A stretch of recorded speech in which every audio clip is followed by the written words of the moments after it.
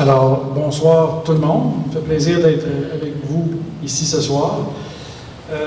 Avant d'aborder l'étude ou les faits saillants de l'étude d'opportunité de regroupement, on va aller à la slide suivante, j'aimerais vous parler un petit peu de la démarche de regroupement comme telle. C'est un processus encadré par la loi. Ça répond à des impératifs là, qui sont édictés là, par les lois du gouvernement du Québec. La démarche de regroupement, d'abord, il y a une étude d'opportunité de regroupement qui est produite. Elle a été produite et diffusée là, en juillet 2017. Et c'est suivi de séances d'information publique, dont celle de ce soir. Il y en aura également au niveau de la paroisse de l'Épiphanie et de la ville de l'Épiphanie, en août et septembre. Il y a également de prévu dans la démarche un référendum consultatif, on l'a dit tout à l'heure, ça aura lieu le 17 septembre prochain. Et dans l'éventualité où le résultat du référendum est positif, c'est suivi d'une demande commune de regroupement faite par les deux municipalités en septembre, donc après le 17. Par la suite, il y a publication de la demande de regroupement et après un délai, 30 jours, il y a le décret. Il y a une décision par la suite qui est prise au niveau du Conseil des ministres pour un décret du gouvernement pour venir baliser de façon légale le regroupement comme tel. Alors voilà pour la démarche. Au niveau du contenu de l'étude d'opportunité de regroupement vise à poser un regard sur les aspects socio-culturels, économiques, géographiques et politiques à considérer. Il vise à examiner les impacts financiers et fiscaux qu'aurait un regroupement, notamment sur la charge fiscale des contribuables. On veut identifier les principaux enjeux du regroupement et présenter les prévisions budgétaires d'une nouvelle municipalité, d'une nouvelle entité. On a dans l'étude des caractéristiques générales qui sont présentées. Vous avez ici un tableau là, qui figure à la page 2 du document, où on voit les caractéristiques, notamment au niveau de la population, la ville qui comptait au 1er janvier 2017 5592 habitants, la paroisse 3303, et une éventuelle nouvelle municipalité compterait donc 8895 habitants. Au niveau de la richesse foncière uniformisée du côté de la ville, c'était de 423 millions, et 424 millions, disons, et la paroisse 344, pour un total de 768 millions. Du côté, vous avez ici une carte des territoires, où on peut voir au centre, je n'ai pas de pointeur, mais le secteur de la ville de l'Épiphanie. Et tout autour, on voit le territoire d'une grande ampleur qui est celui de la paroisse de l'Épiphanie. La ville de l'Épiphanie est caractérisée par un milieu urbain, un périmètre urbain. Et on constate que du côté de la paroisse, l'importance du territoire agricole et de la ruralité. Il y a plus haut, du côté du domaine des Deux Lacs, notamment là, un secteur aussi là, où il y a du résidentiel.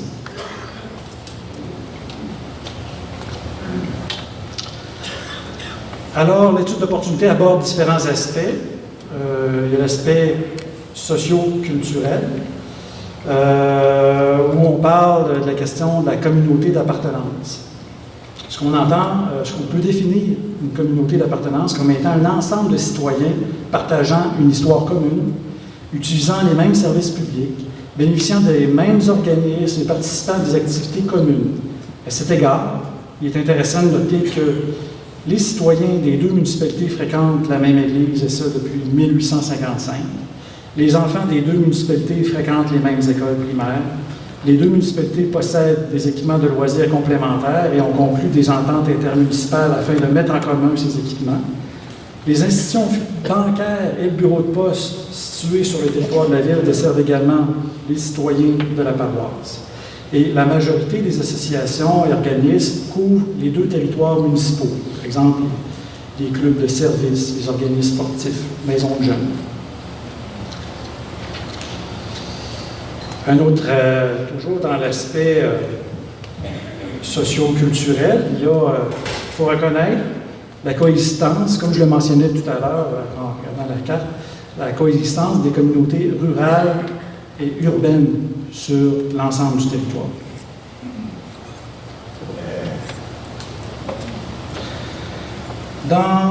Au niveau des aspects économiques, il existe un indice qu'on appelle l'indice de vitalité économique, qui est un élément de mesure qui constitue un outil de connaissance permettant de mesurer la vitalité des territoires.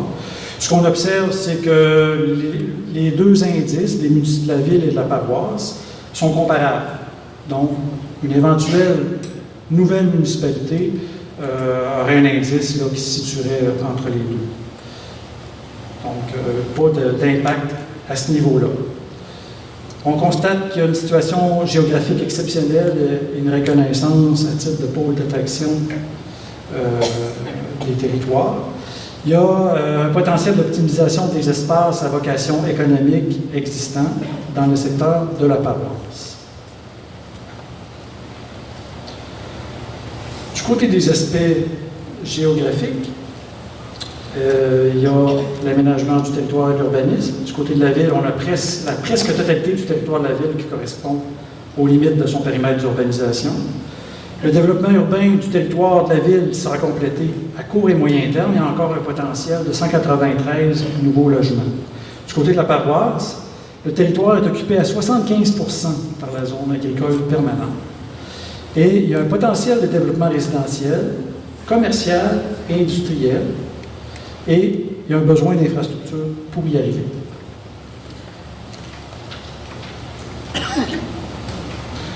Du côté des aspects politiques, disons qu'à l'heure actuelle, l'organisation politique des deux municipalités comprend un maire et 6 conseillers élus. Le mode d'élection est différent dans chacune des municipalités. L'une fonctionne en district, l'autre avec des bureaux de poste.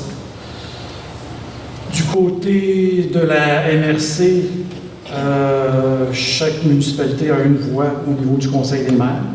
Dans une municipalité regroupée, compte tenu de la population de 8000 quelques habitants, je vous mentionnais tantôt, il y aurait 2 voix à ce moment-là pour la nouvelle entité. Donc, pas de changement au niveau de la représentation, au niveau de la MRC. N'est-ce pas, monsieur le directeur?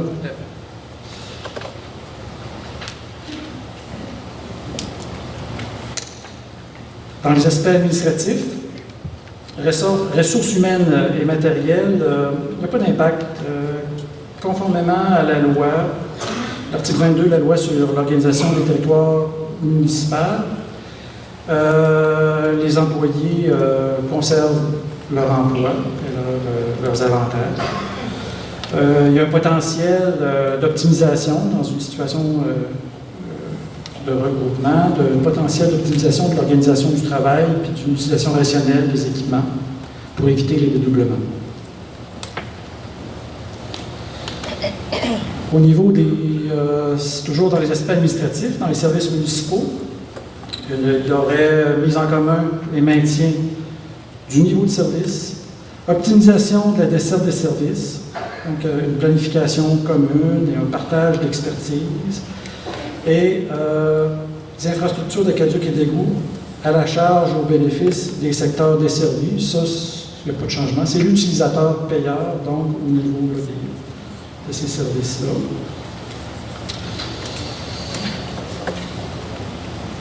Dans les aspects financiers et fiscaux, maintenant, on aborde une autre section. Pour évaluer les impacts financiers et fiscaux d'un regroupement, il faut d'abord préparer le budget de l'an 1 de la nouvelle municipalité. Cette opération vise à répondre à la question suivante. Si la ville et la paroisse d'Épiphanie avaient été regroupées au 31 décembre 2016, quel aurait été le budget de la nouvelle municipalité pour l'année 2017. C'est ça l'exercice qui a été fait par le comité de travail. Il s'agit de mettre en parallèle les recettes et les dépenses prévues au budget de chaque municipalité, de comparer les résultats, d'identifier les économies possibles, les investissements supplémentaires et d'ajuster les taux de taxation et de tarification en fonction des coûts réels d'opération de la nouvelle municipalité.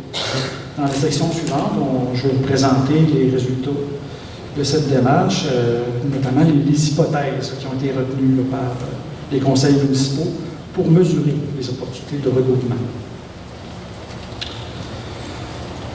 Du côté des hypothèses retenues concernant les dépenses, d'abord, l'étude est basée sur les prévisions budgétaires de l'année 2017. Le budget de la nouvelle municipalité est basé sur le niveau de services actuel de chacune des municipalités. Les équipements de loisirs sont maintenus sur l'ensemble du territoire. Il n'y a aucune entente intermunicipale de requise. Toujours dans les dépenses, autre hypothèse, la rémunération des élus de la nouvelle municipalité est basée sur celle du maire de la paroisse et des conseillers de la ville. L'administration de la nouvelle municipalité est localisée dans les bureaux administratifs de la ville et l'édifice municipal de la paroisse est réaménagé en espace locatif pouvant y accueillir notamment des organismes communautaires. Toujours dans les hypothèses concernant les dépenses, la dette de la ville reste à la charge des contribuables de ce secteur, tandis que celle de la paroisse, financée par la taxe foncière générale, devient à la charge des contribuables de la nouvelle municipalité. Les emprunts de la ville et de la paroisse relatifs au service des incendies, ainsi que la dette de la paroisse relative à la rénovation de l'église sont financés avec le surplus financier de la ville. Alors, toujours dans les hypothèses concernant les dépenses, aux fins du calcul de la somme payable pour les services de la Sûreté du Québec, une mesure de neutralité financière s'applique.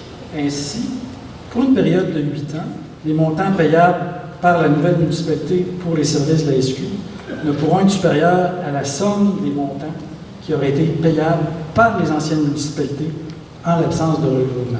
Donc, il n'y a pas de pénalisation. On ne pénalise pas parce qu'il y a un regroupement, parce qu'il y a plus de population. C'est le cumul des deux s'il n'y avait pas de regroupement pendant une période.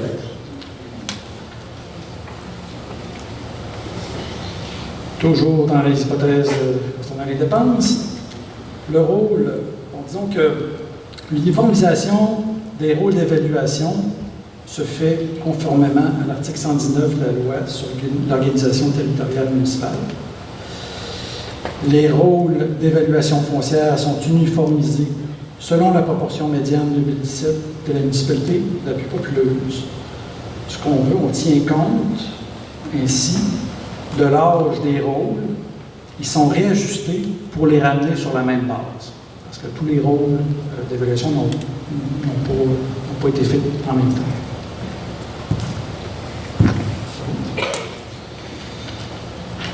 Ça va dans le temps? Oui? Pour le moment. Alors, maintenant, au niveau des hypothèses concernant les revenus, l'utilisation de compteurs d'eau pour la tarification des unités résidentielles desservies du secteur de la paroisse est abandonnée puisqu'il n'y aurait plus d'entente intermunicipale. Les services d'aqueduc, d'égout et de traitement des eaux usées restent à la charge et au bénéfice des secteurs desservis, donc principe d'utilisateur payeur. Suivant. Autre hypothèse, au niveau des revenus, la tarification est établie de manière à financer le coût net de chacun des services. Pour la majorité des programmes gouvernementaux, les deux municipalités sont considérées comme non regroupées suite à l'application des mesures de neutralité financière. Par exemple, le programme d'aide à l'amélioration du réseau routier, si la ville et la paroisse recevaient respectivement 5 000 et 3 000 bien, la nouvelle entité recevrait 8 000. C'est le principe de neutralité que je vous parlais tantôt pour les services de la Sûreté du Québec. Bien, il s'applique aussi pour les subventions, pour des subventions gouvernementales.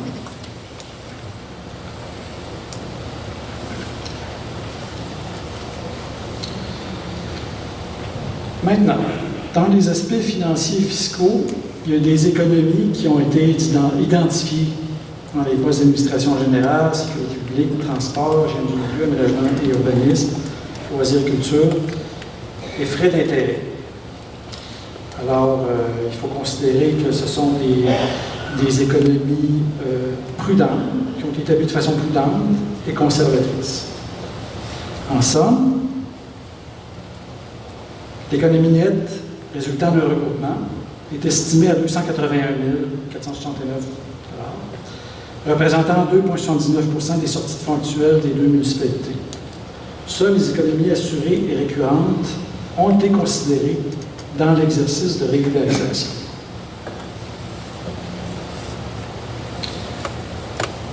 L'aide financière au regroupement, dans l'éventualité d'un regroupement en 2017, la nouvelle municipalité recevrait une subvention totalisant 454 750 $, répartis sur 5 ans dans le cadre du programme d'aide financière au regroupement municipal, le PAFREM. La subvention du PAFREM, comme on l'appelle, devrait permettre de couvrir les dépenses extraordinaires liées au regroupement. Exemple, l'aménagement du centre administratif de la ville, intégration des règlements d'urbanisme, optimisation des équipements informatiques, etc. Il faut vraiment que ce soit des dépenses en lien avec le projet de regroupement. Ça ne peut pas servir, par exemple, à l'aménagement de routes ou d'infrastructures de loisirs. Du côté de la dette à long terme, le remboursement annuel des dettes de la Ville reste à la charge des contribuables de ce secteur. Donc, des dettes de la Ville restent à la charge des contribuables de ce secteur à la suite du regroupement.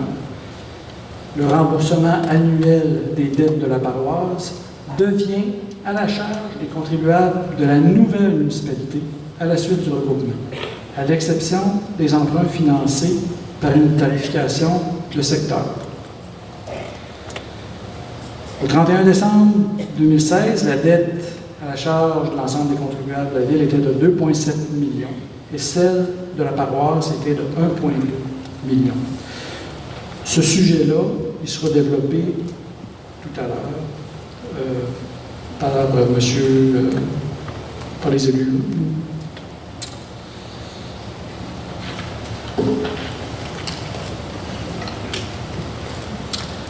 Donc, si on regarde du côté là, du taux de taxation pour la Ville, alors si on regarde au niveau là, de la taxe sur la valeur foncière par 100 $ d'évaluation, il n'y a pas de changement significatif. Au niveau là, des tarifications, on note au poste matière résiduelle une baisse significative. Pourquoi? C'est qu'il y avait eu une réserve d'accumuler par la Ville en prévision de la mise en place de la collecte de résidus verts. Du côté de la paroisse, également, pas de changement significatif dans le taux de taxation. Et vous pouvez noter également au niveau de la tarification pour les eaux usées, passant de 95 à 68,54 $, une baisse à ce poste-là, expliquée par la fin de l'entente intermunicipale sur les eaux usées.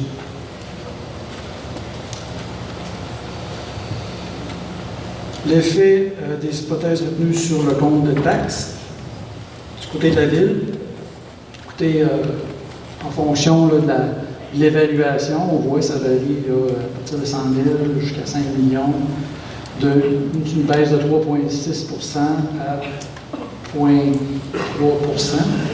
à 3,6 % sur 100 000, ça représente 44 $.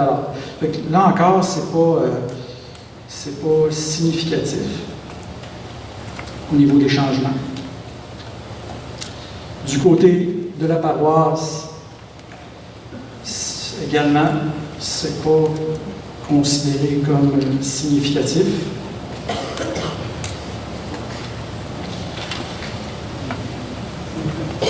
Maintenant, du côté de la paroisse, pour le secteur commercial avec compteur, là, on voit qu'il y a des baisses plus importantes. Ça s'explique par, pour les immeubles non résidentiels, pour un taux de taxation différent, donc qui est inférieur là, du côté de la paroisse. Maintenant, on va aborder des enjeux qui sont énumérés là, dans l'étude. Mais j'aimerais vous dire ce sera vraiment un survol parce que c'est des éléments qui feront aussi l'objet, pour la plupart, de présentations là, tout à l'heure. Donc, au niveau du conseil provisoire, c'est-à-dire que, bon, advenant un regroupement, il y a d'abord formation d'un conseil provisoire qui serait constitué pour une période d'1 année, donc jusqu'en septembre 2018, et pour assurer une bonne transition dans la mise en place de tout ça. Donc, il serait constitué de l'ensemble des 2 conseils. Qui serait le maire? Bien, le maire serait l'un des 2 maires actuels qui opérait en alternance à chaque mois. Le mois suivant, le maire deviendrait maire substitut, puis le nouveau maire qui était le maire substitut deviendrait maire. C'est la procédure qui est prévue au lendemain là, de l'entrée en vigueur d'un décret. Il y a un nouveau conseil municipal qui serait formé suite à une élection qui aurait lieu 1 an plus tard, au 30 septembre 2018. Et là, il y aurait, je vous parlais tout à l'heure, qu'il y aurait, à l'heure actuelle, la ville fonctionne avec des districts, la paroisse fonctionne avec des numéros de poste au niveau des conseillers. Donc, il n'y aurait pas encore formation de district. Il y aurait 3 conseillers qui proviendraient de chacune des anciennes municipalités. Donc, il y aurait des postes, là, 3 postes pour l'ancienne paroisse, 3 postes pour l'ancienne ville. Et là, à la 3e élection générale, qui aurait lieu en novembre 2025, à ce moment-là, il y aurait division, il y aurait création de districts.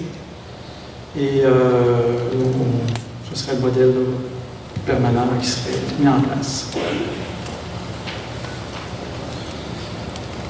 L'organisation administrative, un redéploiement de certains effectifs pourrait être nécessaire au lendemain du regroupement, mais dans une perspective d'optimisation de l'organisation du travail. Les 2 organisations sont d'avis que la mise en commun du personnel permettrait d'atteindre une plus grande efficience. Du côté de la planification territoriale, l'harmonisation des règlements et de la planification territoriale pourrait permettre une plus grande cohérence dans les intentions d'aménagement du territoire. L'harmonisation de la réglementation municipale en matière d'aménagement du territoire et d'urbanisme ne devrait pas poser de problème en raison notamment de la conformité au schéma d'aménagement et de développement révisé de la MRC de l'Assomption.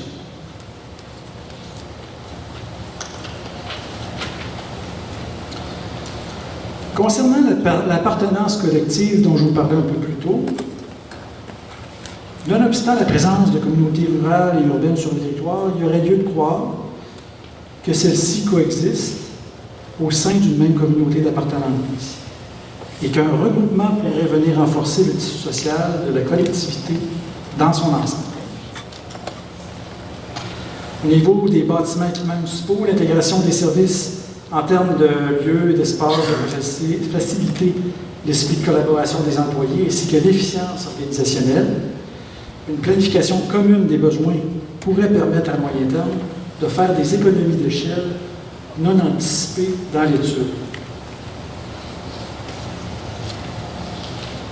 Je ne rentrerai pas dans les détails. Du côté du développement économique et des infrastructures, la paroisse dispose d'un espace commercial et industriel vacant identifié dans la stratégie de relance économique de la MRC de l'Assomption, mais l'absence d'infrastructures d'aqueduc et d'égouts actuellement représente une contrainte majeure à son développement. En l'absence d'une stratégie concertée d'aménagement et de financement d'infrastructures d'aqueduc et d'égouts sur les territoires de la ville et de la paroisse, les opportunités de développement apparaissent effectivement difficiles. Du côté du développement économique et les infrastructures, toujours, également, il y a le regroupement de la ville et de la paroisse, qui pourrait renforcer l'importance du pôle d'attraction qu'est l'Épiphanie pour engager les élus dans l'élaboration d'une stratégie de développement économique concertée. Et une bonne stratégie de développement peut mener à la création d'un milieu de vie dynamique, créateur d'emplois, générateur de services publics et commerciaux mieux adaptés aux besoins de la population.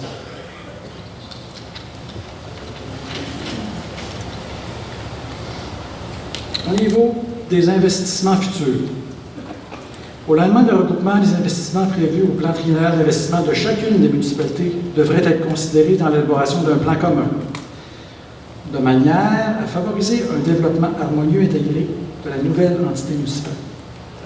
La reconnaissance de la mixité des identités résidentielles, agricoles, commerciales et industrielles représente un atout majeur au plan socio-économique et il devrait se refléter dans les investissements futurs pour créer une nouvelle organisation dynamique et efficiente. Alors, voilà. Je vous remercie pour votre attention quasi religieuse. Ça termine mon point.